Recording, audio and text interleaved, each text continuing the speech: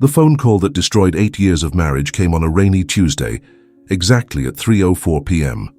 Laura was in the middle of a lesson on the American Revolution, explaining to her ninth-grade students how an entire world can crumble when the foundations of trust are eroded.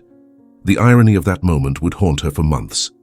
Her cell phone, forgotten on silent mode inside her bag, buzzed insistently. She only saw the missed call during the break, an unknown number that, for some inexplicable impulse, she decided to call back. The voice on the other end was distorted, almost an electronic whisper, as if the person was speaking through a cloth. "Your husband isn't at a meeting in Bellevue," the voice said without preamble. "He's at the Lakeview Resort in Lake Tahoe, room 207, and he's not alone." Before Laura could form a question, the line went dead. The final beep sounded like a sentence. Laura Thompson's story doesn't start with this betrayal, but with the illusion that preceded it, an illusion carefully built over nearly a decade, brick by brick, with morning smiles, Friday night dinners, and promises whispered in the dark. At 34, Laura was a woman who believed in the solidity of things, in the precision of the historical facts she taught, in the loyalty of friends, in the structure of a marriage she considered her safe harbor. Michael, the engineer with an easy smile and ambition in his eyes, was the architect of that harbor. He was the man who made her laugh at her own worries, who held her hand at family gatherings and said with a conviction that disarmed any doubt, "It's us against the world, my love." The world, however, had other plans, and Michael was its main agent. The drive from Seattle to Lake Tahoe was a blur of wet asphalt and feverish thoughts. Each mile conquered was another knot in her stomach. She drove with a frightening calm, an outward quiet that contrasted violently with the civil war in her mind. "It's a mistake," one part of her said. "A bad joke, someone trying to hurt us." But another part, an ancient and visceral intuition she had learned to ignore, knew with the certainty of someone seeing a storm forming on the horizon. The name the anonymous voice didn't need to say, but that echoed in her head, was Jessica, Michael's co-worker, the couple's friend. The woman who at the last barbecue had hugged Laura and said, "You guys are my inspiration couple." The falseness of that phrase now burned like acid. The resort was an oasis of luxury with mountain views, a perfect setting for romances and, as it turned out, for betrayals. Laura didn't need to announce herself at the reception. The place was large, and she knew the layout from researching online during the drive, her heart pounding against her ribs. She walked through the corridors with the upright posture of someone heading to a business meeting, not to the demolition of her own life. Room 207 was at the end of a hallway overlooking the lake. The door was ajar, a careless invitation to disaster. From inside came the sound of laughter, his laughter unmistakable, and hers, Jessica's, a high and satisfied sound that made Laura's blood run cold. She didn't burst through the door, didn't scream, just pushed the heavy wood with her fingertips. The scene that revealed itself wasn't one of wild passion, but of a complicit intimacy that was 1,000 times worse. Michael and Jessica were sitting on the small balcony sofa, dressed in white hotel robes, glasses of champagne in hand. They weren't kissing. He was leaning back and she had her head on his shoulder, laughing at something he said. They looked like a real couple, enjoying a moment of peace. The sight of that complicity, that stolen normalcy, was what broke Laura. They saw her at the same instant. Michael's smile froze, turning into a mask of panic. Jessica straightened up, her face a mix of shock and a poorly disguised challenge. "Laura," Michael's voice came out weak, pathetic. "What are you doing here?" The question was so absurd, so offensive in its feigned innocence, that for a moment Laura forgot how to breathe. The world around her lost sound. She just looked at the two of them, the history teacher watching her own empire crumble in real time. She didn't say a word, just turned and walked back down the hallway, each step echoing the end of everything. Her silence was more devastating than any accusation. It was the cold and absolute realization that there was nothing to say, nothing to save. The marriage wasn't wounded, it was dead. She had just arrived to sign the death certificate. The scandal that followed was swift and brutal. Michael, realizing that Laura's silence was a powerful weapon, tried to get ahead. Before she could tell her version, he started spreading his. To mutual friends, to family, he painted the picture of an unstable, jealous wife who had been imagining things for months. "She's unbalanced," he said, with a false expression of concern. "The pressure from work, maybe. She followed me here, burst into the room. Jessica was just giving me support as a friend." The lie was so blatant, so audacious, that for a moment it almost worked. But the digital age has its own forms of justice. Someone at the resort, a guest or employee, had taken a photo, a single image, grainy and poorly framed, of Michael and Jessica on the balcony, embraced moments before Laura arrived. The photo leaked, first in a local gossip group, then spreading like wildfire across social media. The humiliation was public and merciless. Laura, who had always prized her discretion, saw her name, and her pain became the subject of online debate. Cruel comments dissected her, judged her, defended her. She became a character in someone else's cheap soap opera.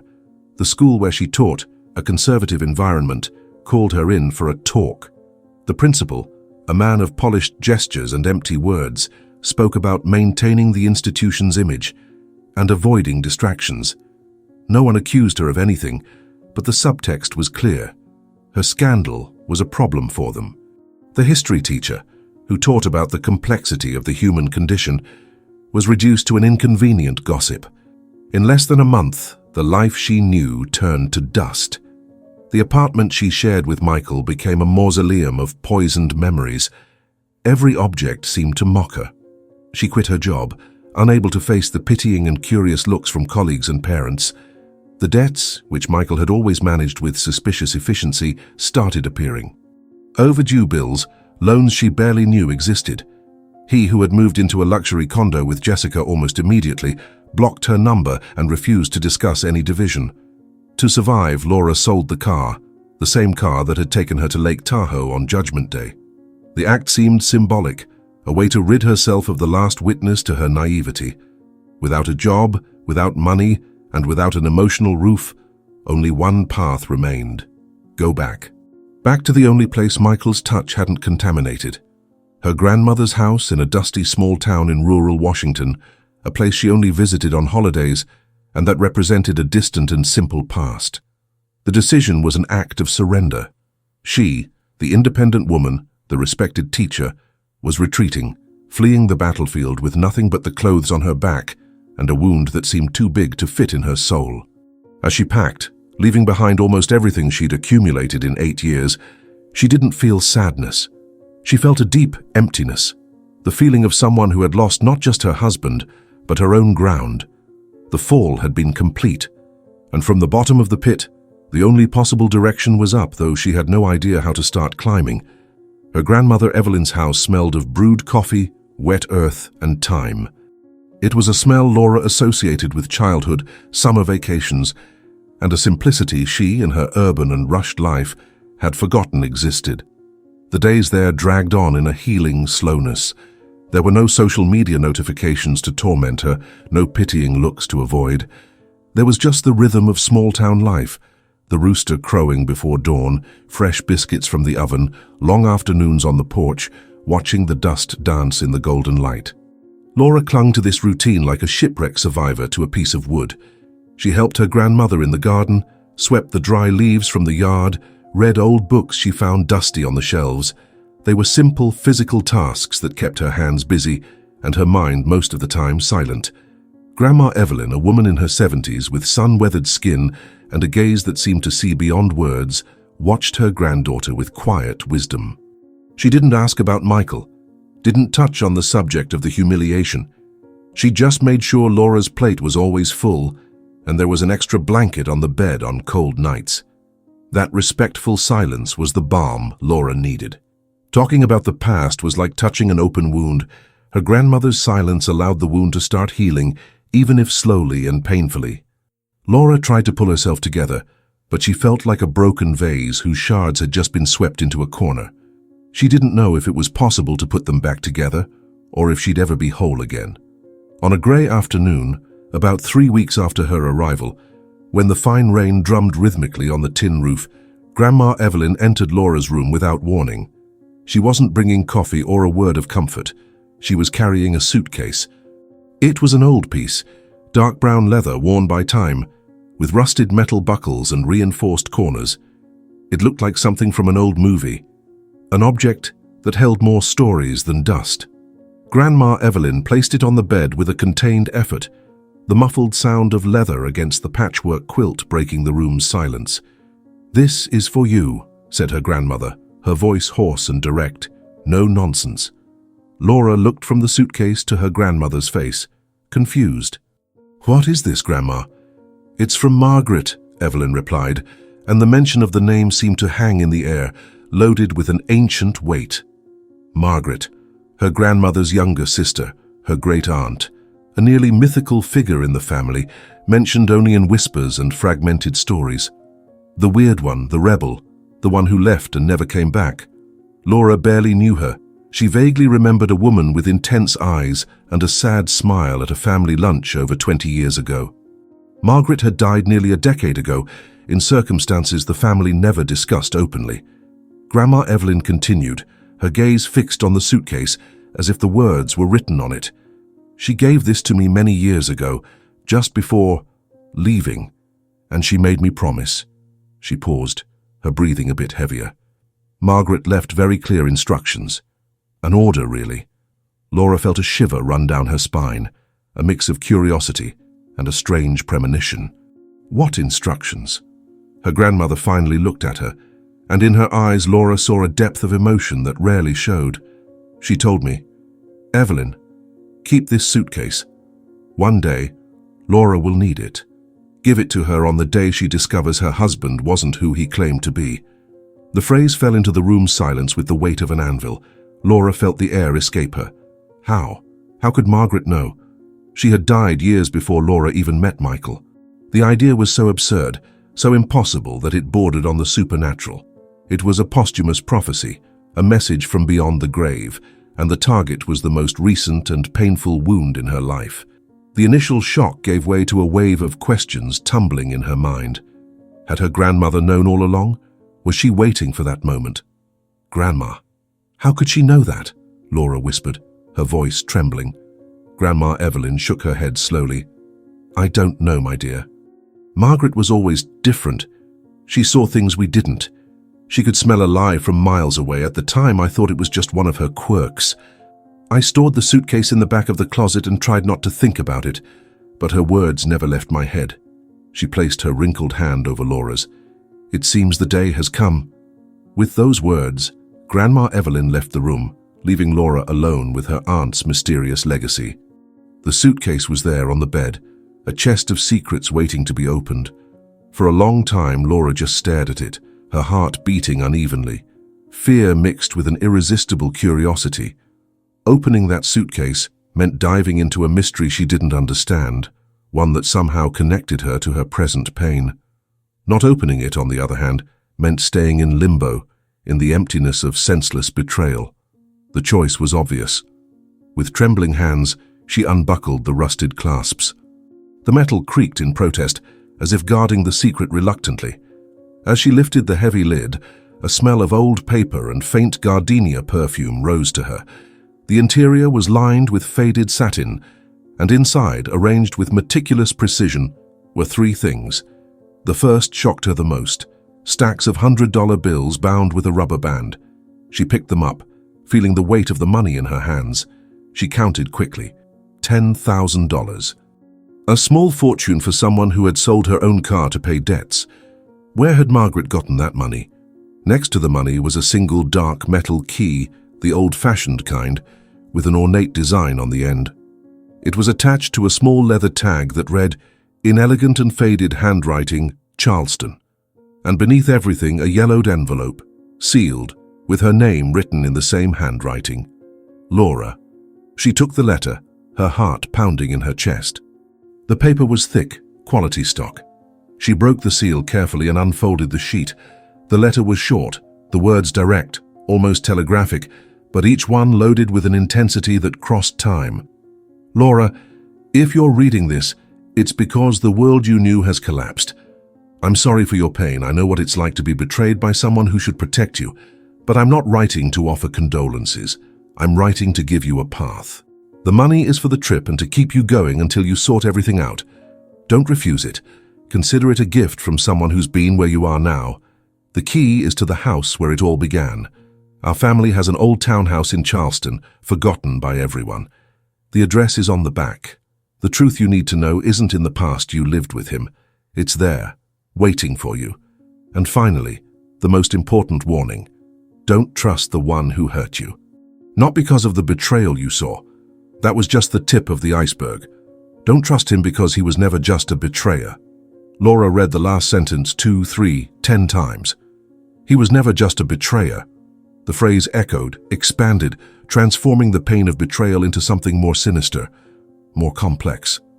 The betrayal she suffered, the public humiliation, the abandonment, all of that, according to Margaret, was just a symptom of a much deeper disease. Michael wasn't just an unfaithful man. He was, a pathological liar, a con artist? The letter didn't give answers, just planted a seed of doubt that began to germinate instantly in her mind. She turned the letter over. On the back, an address in Charleston in the historic district. The street name and number, nothing more. The history teacher in her, the woman who lived by facts and evidence, struggled against the enigmatic nature of it all. It was a macabre treasure hunt, orchestrated by a dead aunt. But the wounded woman, the one who had lost her footing, clung to that mystery as the only solid thing in her ruined universe. The pain of betrayal was paralyzing, a poison that kept her trapped in the past. Curiosity, however, was a force that propelled her forward. What was Michael hiding? What truth was locked in that house in Charleston? And how did her aunt, dead for years, know everything? That gift wasn't just money and a key. It was a purpose. It was the first time since the anonymous call that Laura felt something beyond pain, humiliation, and emptiness. She felt a spark of something that resembled anger, but colder, more calculated. It was the will to understand. The will to know the complete truth, no matter how ugly it was. Michael's betrayal had destroyed her, but Margaret's letter gave her a new reason to rise, not for revenge, not yet, but to unravel the lie in its entirety. The family bond she barely knew stretched from the past to offer her not comfort, but a weapon. And for the first time she felt ready to use it. The trip to rural Washington had been an escape. The trip to Charleston would be a hunt. The decision to go to Charleston wasn't an act of courage, but of necessity. The curiosity planted by Margaret's letter was a slow burning fire that consumed her from within, making it impossible to remain in the paralyzing quiet of her grandmother's house. The pain of betrayal was still there, a constant and heavy presence, but now there was something more, an enigma to solve. The phrase, "he was never just a betrayer," had become a somber mantra in her mind. It was the key to understanding not just what Michael had done, but who he really was. With part of Margaret's money, Laura bought a bus ticket. The journey from Washington to the South Carolina coast was long, a transition of landscapes and mindsets. The familiar mountains gave way to the lush green of the Appalachian forests, and the dry air of the inland was replaced by the salty humidity of the sea. It was as if she were traveling to another world, one where the answers to her destroyed past might be hidden. Charleston welcomed her with its colonial charm and a beauty that seemed indifferent to her inner turmoil. The cobblestone streets, the colorful houses with lattice windows, the sound of horse-drawn carriages on the waterfront, all created an atmosphere of suspended time. Following the address noted on the back of the letter, Laura ventured into the historic district, her wheeled suitcase bumping on the stones. The address led her to a two-story townhouse squeezed between a charming inn and an art gallery. The house was, as the letter suggested, a forgotten relic. The blue paint, once vibrant, was faded and peeling, revealing the grey stucco underneath. The dark wood windows were closed, and a thin layer of dust and spiderwebs covered the front door, indicating years of neglect. It was her family's house, a piece of her heritage she didn't even know existed, and it looked as decayed and overlooked as she felt. The ancient key, dark metal, slid into the lock with a gritty sound of rust. Laura needed both hands and her shoulder against the door to make it yield, opening with a long drawn-out groan. The air that greeted her was thick, heavy, with the characteristic smell of places sealed for a long time, mold, old wood, and the dust of forgotten memories. The light filtering through the window cracks revealed a parlor covered in white sheets, turning the furniture into ghostly silhouettes. It was a time capsule. Laura walked slowly through the space, her steps raising small clouds of dust. There was a sense of solemnity in the air, as if she were invading a sanctuary. This was Margaret's place, the place where, according to the letter, it all began. She spent the rest of the day opening the windows, letting the fresh sea air circulate and the sunlight invade the darkness. The house was larger than it appeared from outside, with a small inner courtyard and a wooden staircase that creaked with every step. Upstairs there were bedrooms with beds still made, covered by the same white sheets, and an office. It was in the office that her heart raced. Unlike the rest of the house, the room wasn't covered. It seemed to have been used more recently, though still coated in a layer of dust. There was a solid wood desk, shelves full of books on botany, ecology, and environmental law, and file boxes stacked in the corners. It was the brain of Margaret's operation, and Laura felt she was close. She started rummaging through the boxes, methodically. There were years of research documents, newspaper clippings. Most seemed related to environmental projects in the Charleston area and the Low Country. Margaret, from what the papers indicated, was a fierce environmental activist involved in fighting illegal real estate developments and industrial pollution. Laura found old photos, a younger Margaret with a wide smile alongside local residents at protests, Margaret in meetings pointing at maps, Margaret alone in the midst of the woods with a determined look. Laura felt a pang of admiration for that woman she barely knew, a woman who, contrary to what the family said, wasn't weird, but a warrior. It was in the third box, at the bottom, under a pile of environmental impact reports, that she found it. A simple cream-colored file folder, and on the label, written in the same elegant handwriting as the letter, a single word that made her blood run cold: Michael. Her hands shook as she picked up the folder. It was thin, almost empty. She took it to the desk, sat in the chair that creaked in protest, and opened it. Inside there were no official documents, just a few sheets of Margaret's handwritten notes, some photos, and a single yellowed newspaper clipping. Laura picked up the photos first. They were from about 10 or 12 years ago. In one, a much younger Michael, with longer hair and his arrogance not yet fully formed on his face, smiled next to Margaret. They were on a boat, with the Charleston harbor landscape in the background. In another, he was at a meeting sitting beside her, listening attentively. He looked like a disciple, an assistant. He knew her. He had worked for her. The revelation hit her like a punch to the stomach. Michael had never mentioned Charleston, never mentioned work with environmental projects, and certainly never mentioned Margaret's name. He had built his career as a civil engineer in Seattle, a clean and linear narrative. Those photos proved his story was a farce from the start. He hadn't just betrayed her with a friend. He had lied about who he was, about his own past, for 8 years. With her heart pounding wildly, she picked up Margaret's note sheets. The handwriting was hurried, sometimes hard to decipher, as if written with urgency and anger. They were fragments of a story, a puzzle Laura began to piece together. Michael arrived here as an idealist, one note said. Young, ambitious, full of speeches about saving the planet. I believed him. I hired him to manage the reforestation project in the Low Country. I gave him my trust. Another note, dated months later, had a different, darker tone. The money doesn't add up. Small discrepancies, invoices that don't close. He says they're accounting errors, but his eyes don't lie. He's stealing from me. But how? He's smart, careful. The last note was the most devastating. The handwriting was almost a scribble, the ink smudged in places as if by tears of rage.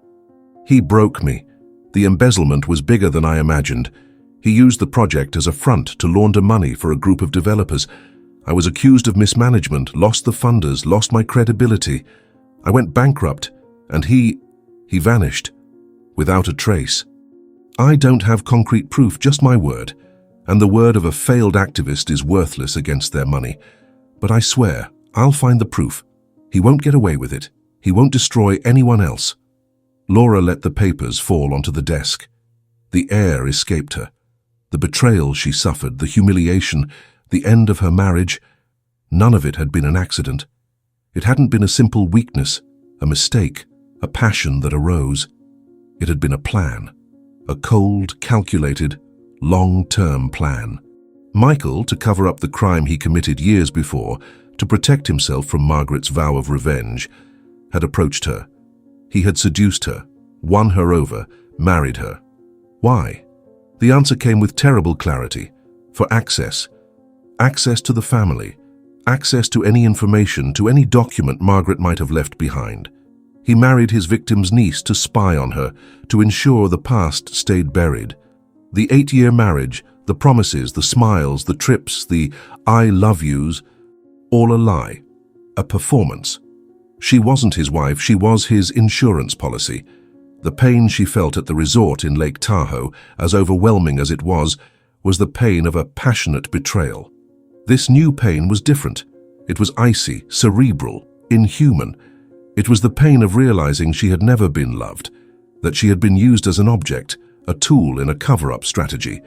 The humiliation wasn't being replaced by another woman. It was being deceived every second of her adult life.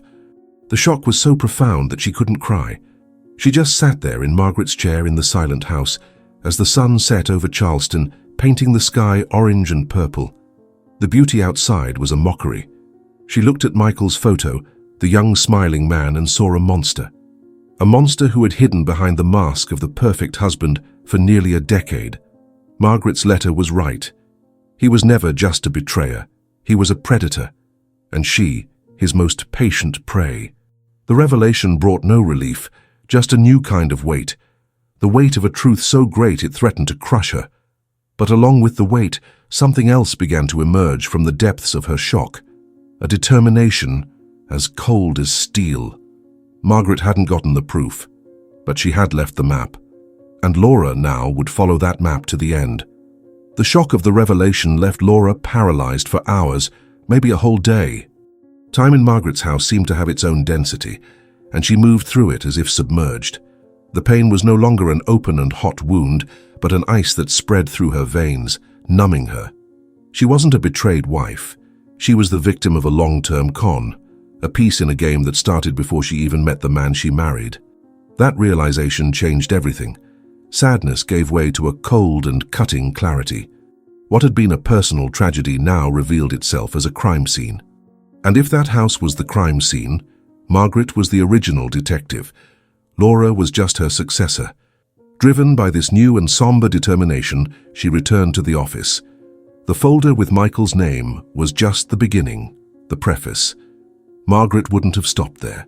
A woman who vowed to gather evidence wouldn't settle for notes and a photo. There had to be more. Laura began a systematic search, no longer as a curious niece, but as an investigator. She emptied the desk drawers, leafed through every book on the shelves, feeling the spines, looking for anything out of place. It was inside a thick and heavy book, a treatise on orchids of the southern wetlands, that she found the first clue. The book had a hollow cut in its pages, a perfect hiding spot. Inside, no money or jewels, but something much more valuable. A small silver USB drive and a set of tiny keys. The USB drive was a modern object that seemed out of place in that ancient environment. Next to it, a folded note, in Margaret's same handwriting. Technology ages, but truth doesn't. The key opens the metal box in the basement. The basement. Laura didn't even know the house had one. She found the door under the main staircase, locked with a padlock that yielded to one of the keys from the set. The air that rose was cold and damp. Using her phone's flashlight, she descended the stone steps, the beam dancing on the moldy walls. In the center of the small room was a metal box, like a document safe, locked with another lock. The second key fit. Inside, protected by plastic bags against the humidity, were dozens of cassette tapes, the kind used in old recorders, each meticulously labeled with dates and initials. Laura carried everything upstairs to the safety of the office. There was no tape player in the house, so she went out and, after searching antique shops and used electronics stores in Charleston, found an old but functional device. Back at the house, she plugged the USB drive into her laptop. It was password protected. She tried the obvious. Margaret's name, her grandmother's, Charleston. Nothing. Then, an idea struck her. The password wasn't about Margaret's past, but the future she planned. With trembling fingers, she typed LAURA. Access granted. A chill ran through her body. Margaret wasn't just leaving clues, she was guiding her hand from beyond. The USB drive contained spreadsheets, digitized copies of bank documents, records of offshore companies. It was a maze of financial data that, at first glance, made no sense to her. But the names repeated: well-known developers in the region, a rising local politician, and in several transactions, as intermediary or beneficiary of smaller payments, there he was, Michael. It was the structure of the scheme, but lacking the narrative, the human context. And that, she knew, would be on the tapes. She inserted the first tape into the player and pressed play. The hiss was followed by Margaret's voice. It was a younger voice than Laura remembered, but already laden with a weary gravity. It was the voice of a woman at war. Audio diary, March 15, 2012, Margaret began. Today I confirmed my suspicions. The scheme is bigger than I thought. It's not just Michael. He's just a pawn, an ambitious and disposable intermediary. They're using my environmental project as a front to launder money from bribes tied to building permits on the coast. Developers pay politicians for illegal approvals in protected areas, and the dirty money is invested in the project through fake donations and service contracts that Michael handles. He takes his cut, and the rest comes back clean to them. And I'm the useful idiot in the middle of it all. Laura listened for hours, tape after tape. It was an investigation diary. Margaret narrated her discoveries, her frustrations, her growing fear. She described secret meetings she observed, conversations she overheard by chance. Margaret's voice was the only presence in the house's silence, telling a story of corruption, greed, and betrayal on a scale Laura had never imagined. Michael wasn't just a thief who drove her to bankruptcy. He was a cog in a corruption machine, involving some of the most powerful people in the region. In one of the last tapes, Margaret's tone changed. There was a sense of urgency, almost premonition. "They know I know," she said, her voice low, almost a whisper. "I've received threats. Indirect for now. Accidents can happen. They're going to try to silence me. That's why I'm recording this. If something happens to me, if I die in a way that looks accidental, these proofs can't die with me. They must be given to the press. Find a journalist named Robert Hayes. He's one of the few I trust. He'll know what to do." The mention of death made Laura's heart stop. Her aunt hadn't died of a sudden illness, as the family said. Could it have been? No, she couldn't think about that now. Margaret's voice continued, and what she said next shocked Laura even more than the scheme's revelation. "I managed to recover some of the money," Margaret confessed. "A small part, before they blocked everything. It's not much, but it's clean money. I can't keep it, it'd make me a target. So I did the only thing I could to protect it. I opened a bank account, an account in the name of someone they'd never think to investigate, someone who one day might need a fresh start." There was a pause, and Margaret's voice softened, losing the investigator's hardness and gaining an aunt's warmth. "I opened it in your name, Laura. It's yours, for when you need it. The details are with my lawyer. He has instructions to contact you when the time is right. I just hope that time never comes." Laura turned off the recorder, the silence returning to the room, heavier than ever. Everything was there: the plan, the proofs, the motive. Margaret hadn't just foreseen Michael's betrayal, she had meticulously planned the retribution. She had created a safety net for Laura, a path to the truth and the means to survive after it. The suitcase, the money, the house, the tapes, the bank account. It was a testament of love and fury, a legacy of protection and justice. Margaret had died, but left behind a one-woman army, armed and ready for battle. And now, the decision was in Laura's hands. The path forked before her. On one side, justice. Hand over the proofs, expose Michael and the whole scheme, honor her aunt's fight. But that path meant reliving all the pain, in public. It meant having her name dragged back into the mud, no longer as the betrayed wife, but as the central piece of a corruption scandal. It meant facing powerful and dangerous men. It meant turning her life, once again, into a battlefield. On the other side, silence. She could take the money from the account Margaret left, disappear, start over somewhere else. No one would ever know.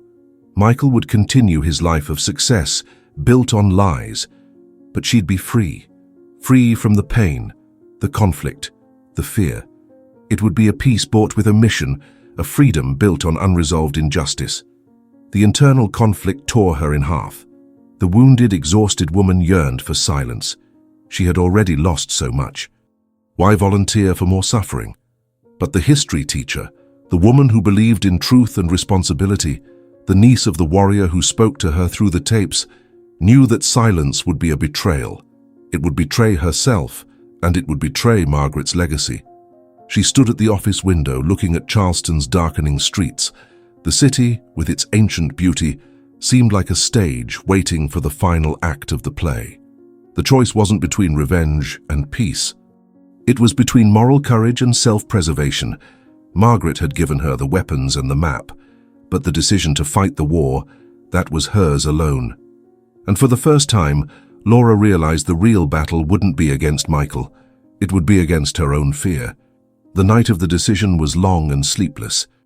Laura spent the hours in the office's dim light, the glow of her laptop screen illuminating her face as she organized the USB drive files and transcribed crucial excerpts from Margaret's tapes. Each word typed, each spreadsheet analyzed, was a step away from the wounded woman and a step toward the inheritor of her aunt's fury. The fear was still there, a cold knot in her stomach, but it was no longer paralyzing. It had transformed into focused energy, an icy clarity.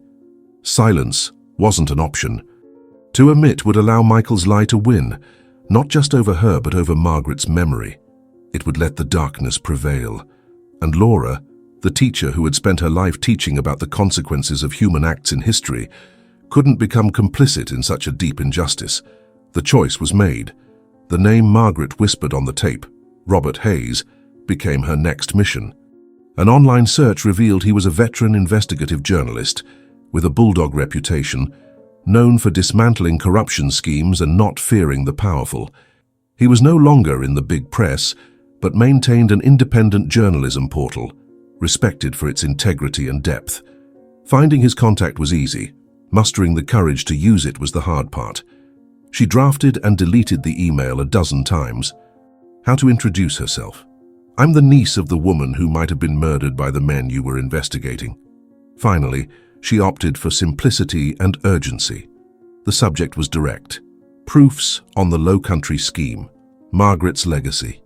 In the body of the email, just one sentence. I have what your old source Margaret didn't have time to deliver to you. It's time to finish what she started. She attached a single file, one of the less compromising spreadsheets, but one that contained Michael's name linked to one of the shell companies as bait, and sent it. The reply came in less than 10 minutes at 3 in the morning. Where are you? Don't move. Don't talk to anyone. Send me a safe location. I'll be there at dawn. The speed and seriousness of the response confirmed she had hit the mark. Laura felt a wave of relief and terror. The machine she had just set in motion was much bigger than her. They met the next morning, not at the house, but at a discreet bakery on the edge of town. Robert Hayes was a man in his 50s, with grey hair, deep bags under his eyes from lack of sleep, and a gaze that seemed to see through appearances. He didn't waste time on pleasantries. Margaret, he said, his voice low and grave, I never bought the story of her death. She was tough as nails. What do you have? Instead of answering, Laura handed him the USB drive and a copy of the audio tapes. Everything she gathered is there, she said. The scheme, the names, the recordings, and the name of the man who married me to make sure none of this came to light. Robert took the material with the reverence of an archaeologist discovering a relic. He looked at Laura, and for the first time, the intensity of his gaze softened with a trace of compassion. She spoke of you in our last conversations. She worried about what might happen to the family. She was an extraordinary woman, and brave. He stood up. You are too. Now, do what I say. Go back to your grandmother's house. Stay quiet. Leave the noise to me. When the storm starts, stay far from the center of it. Laura obeyed. The trip back to Washington was the opposite of the one coming. She no longer felt the anguish of uncertainty, but the tension of waiting. She had lit the fuse. Now all that remained was to await the explosion. The days that followed were the longest of her life. She returned to the routine of helping her grandmother, but her mind was hundreds of miles away in a newsroom where a war was being prepared. The explosion came on a Thursday evening. It started like distant thunder. Robert Hayes's Portal published the first in a series of reports titled "The Owners of the Low Country." The article was a bomb. It detailed with surgical precision the money laundering scheme, fraud in bidding processes and political corruption, using the USB drive documents and Margaret's audios as the backbone. The report not only exposed the crimes, but told the story of the activist who went bankrupt and died under suspicious circumstances while investigating it all. Margaret's name was rescued from obscurity and turned into a symbol of resistance. The next day, the story was picked up by national media. The names of the developers and the politician involved were on every news broadcast. And in the middle of it all, as the missing link connecting the past crime to the present cover-up attempt, was Michael. The report exposed him not just as the initial intermediary of the scheme, but as the man who seduced and married his victim's niece to infiltrate the family and ensure the proofs were never found.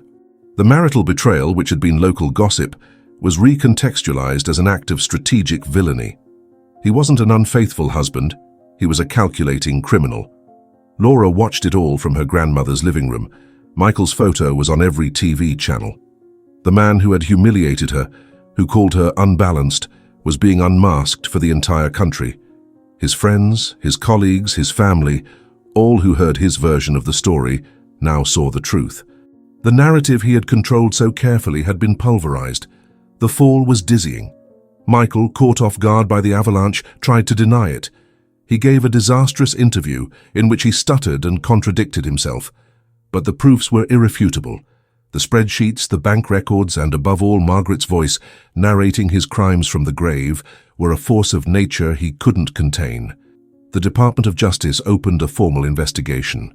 Jessica, whose name appeared in some transactions as a front, was also implicated. The other woman wasn't just a lover, but an accomplice. The image that sealed his fate was broadcast live. The FBI at his luxury condo. Michael, the successful engineer, the man with the easy smile, being led away in handcuffs, his face a mask of shock and humiliation. He tried to hide his face from the cameras, but it was too late. The image of his arrest went viral, the ultimate symbol of his downfall. The man who subjected her to public humiliation now suffered a national-scale humiliation, one he could never erase. Laura watched the scene without a hint of triumph. There was no joy in her heart, no quenched thirst for revenge. There was just a deep calm, a silence that settled where pain and chaos had been. She didn't take pleasure in seeing him destroyed. She felt peace for having finally closed a cycle of lies that had imprisoned her for so long. The justice she sought wasn't personal retaliation, but the restoration of truth. It was as if an enormous weight, which she had carried for years without knowing, had finally been lifted from her shoulders. That night, sitting on the porch with her grandmother, looking at the starry sky of rural Washington, Laura breathed deeply for the first time in months. The air seemed cleaner, lighter. Grandma Evelyn, who had followed everything in silence, just placed her hand over hers. No words were needed. The cycle of pain that began with an anonymous call and led her to rock bottom had ended. Michael's fall wasn't Laura's victory. Her victory was liberation. Liberation from the lie, from fear, and from the past. She hadn't destroyed a man, she had reclaimed herself. And in that silent recovery, she found a peace that no revenge could give her. The dust from the scandal took months to settle. While the court cases against Michael, Jessica, and the others dragged on in the courts, turning into a media spectacle that Laura refused to follow, she took refuge in Charleston's silence. Margaret's house, once a mausoleum of secrets, became her sanctuary. With the help of a lawyer recommended by Robert Hayes, the money Margaret had protected in an account in her name was legally released. It wasn't a fortune, but it was enough. It was a fresh start. Laura decided not to return to Seattle. Her old life no longer existed, and she felt no desire to rebuild it. The future wasn't in the past, but there, on those cobblestone streets, in that house that breathed her aunt's history. Using the resources left by Margaret, she began the slow and careful restoration of the townhouse. It wasn't a renovation to erase the past, but to honor it. Each treated wooden beam, each painted wall, each restored window was an act of reverence. She wanted the house to live again, not as a private residence but as a beacon. 6 months after Michael's arrest, the Margaret Thompson townhouse opened its doors. Laura had transformed it into a cultural and educational center. The ground floor became a small gallery for local artists and a space for open debates. The upstairs, including the office where everything was discovered, was preserved as a small museum, dedicated to the history of environmental activism in the region and the importance of transparency and citizenship. It was a place that taught, through Margaret's story, that one individual's courage can indeed challenge power. It was her aunt's legacy, turned into something living and vibrant. Laura found a purpose that came not from pain or revenge, but from building. She was no longer the history teacher who narrated others' deeds. She had become part of a story. During the opening, a reporter from a local paper, seeing her observe the crowd with a serene smile, asked the question many might have wondered. After everything you've been through, the betrayal, the exposure, the battle, do you feel any regret? If you could, would you do anything different? Laura turned her gaze from the bustling room and looked at the reporter. Her face showed no traces of bitterness, just the tranquility of someone who had crossed the storm and found solid ground on the other side. Life knocked me down to show me that truth isn't a burden, she replied, her voice calm and firm. It's a path. The phrase, said without drama, ended the conversation. That night, after everyone had left, Laura went upstairs to the office. The room was impeccably arranged, but she had kept Margaret's desk, the tape player, and one of the orchid books on display. In the corner was the old brown leather suitcase, the object that had started her journey.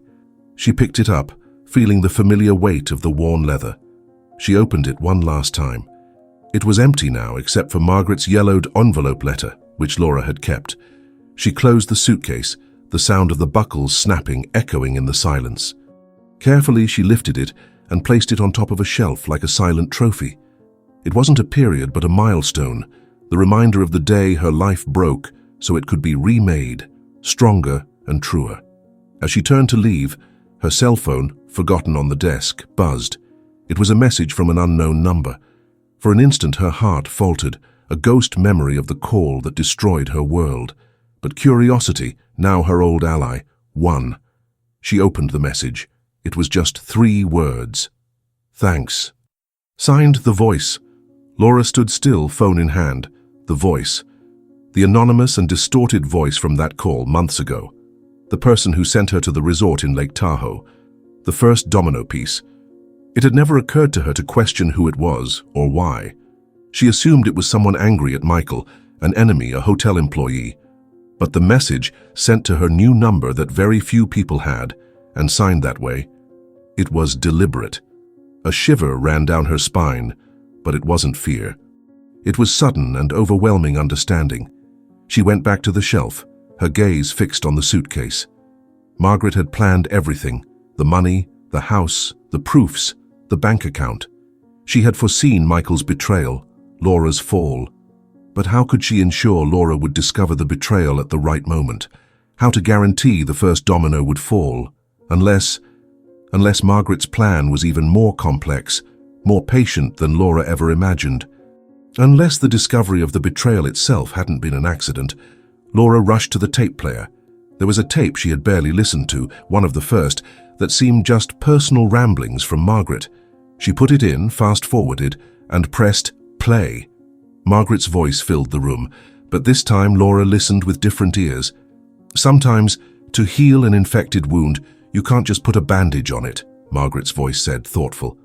You need to cut out the diseased part, cleanly, decisively.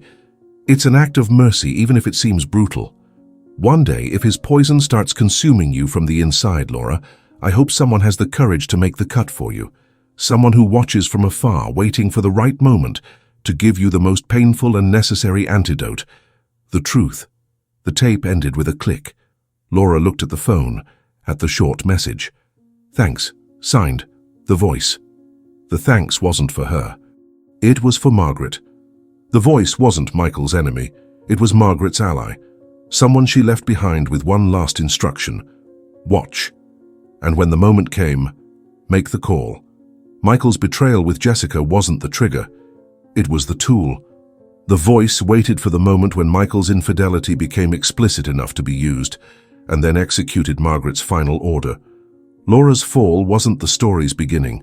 It was the planned start of Michael's end. She hadn't just been the heir to her aunt's revenge plan. She had been, from the start, its central and unwitting piece. Life hadn't knocked her down by chance.